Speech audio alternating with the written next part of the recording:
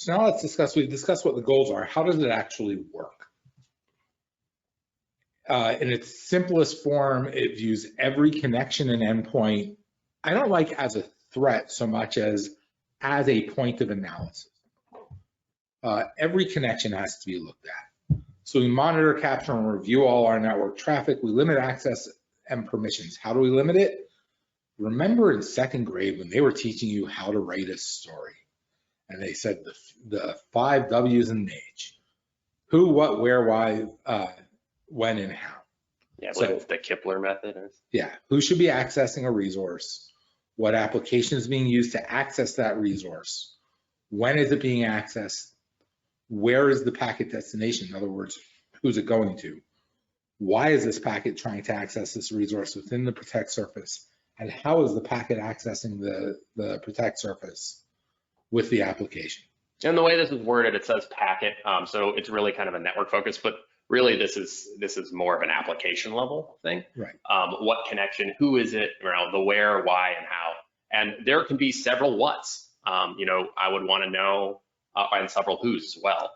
Who's the receiver, who's the sender, what is doing the requesting, what resource are you trying to pull from, what are you writing to?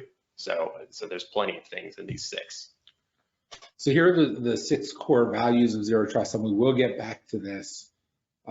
Continuous monitoring and validation, least privilege, device access control, micro-segmentation, preventing lateral movement, which is really key, yeah, and multi-factor authentication. We're going to investigate these in a bit more detail.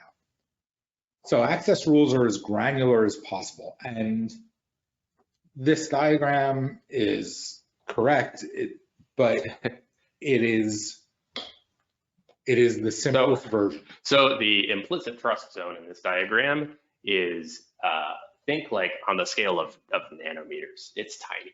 The whole point is that you're treating everything as the untrusted zone ideally. And the implicit trust zone is as small as possible within a given transaction. And then there are components to do this. There's a policy engine, that's where you decide what's going where. A policy enforcement point, which monitors what's going through, and the policy administrator, which is what establishes the path.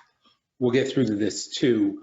One of the things that is very important in this webinar, as opposed to some of our past ones, if you want this actual information, I'm not going to read these slides, but